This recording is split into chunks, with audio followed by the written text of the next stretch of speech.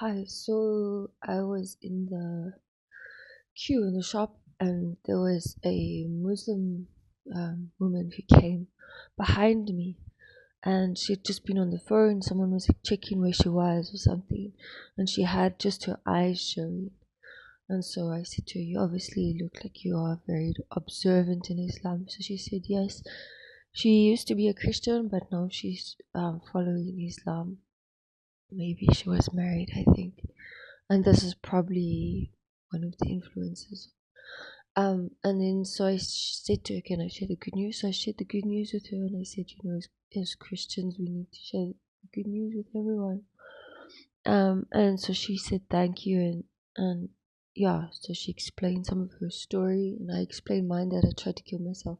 She said she was in a similar situation, and then she found Islam or something like that, and then she started to make a defense of her position um, within Islam, and she said that God is not a partner with anyone. So the idea behind this is like, so I asked her, "You mean Jesus is a partner with God?"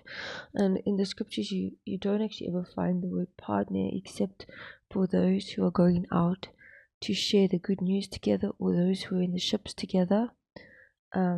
Or it says like, "Whosoever is partner with a thief hatest his own soul," and that means to have a portion with, um or it means holding along with, or having in common. And so this is the thing: is Jesus is not a partner of God. He's the Son of God, but he's also God Himself.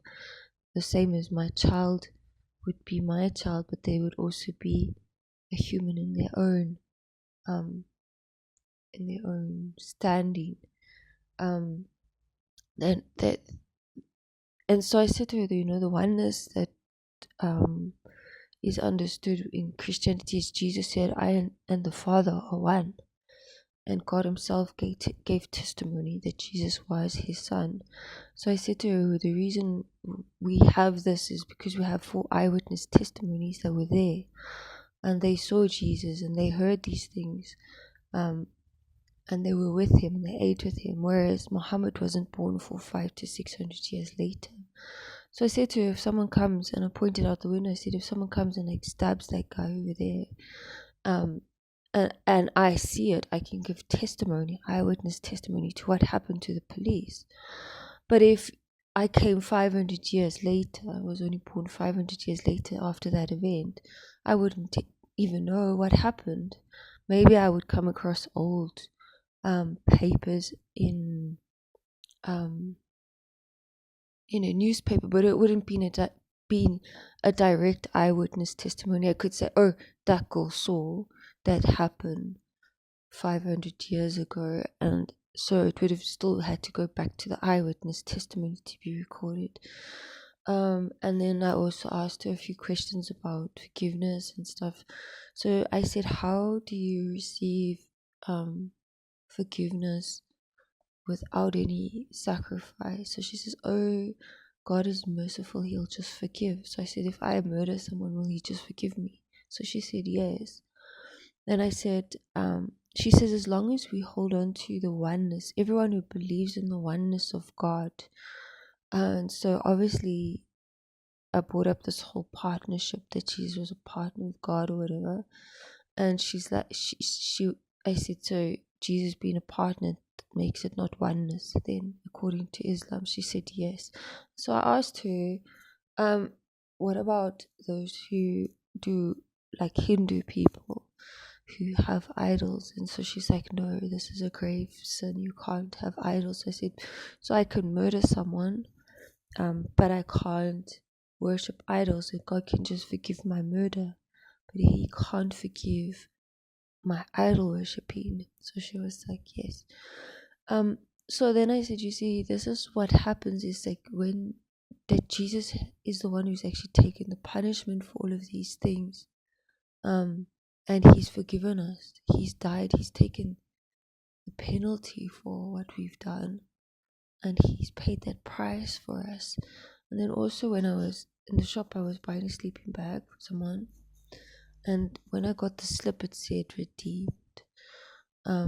which means like now it's in my hand. I've redeemed it back from the store. It's become mine. And I was just thinking how Christ had paid with his blood. We'd been redeemed with his blood. We'd been brought back to God. And this is how we have peace with God again.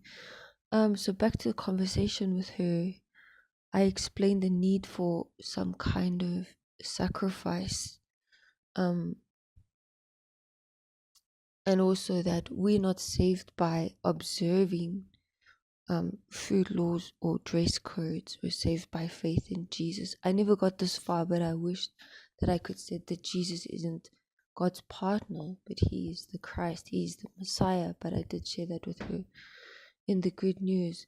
So she took my email, and she said maybe she would try to send me some kind of Quran or whatever, so that I could read it. And I told her that I tried to read it through and it didn't really make sense. It's like very bad.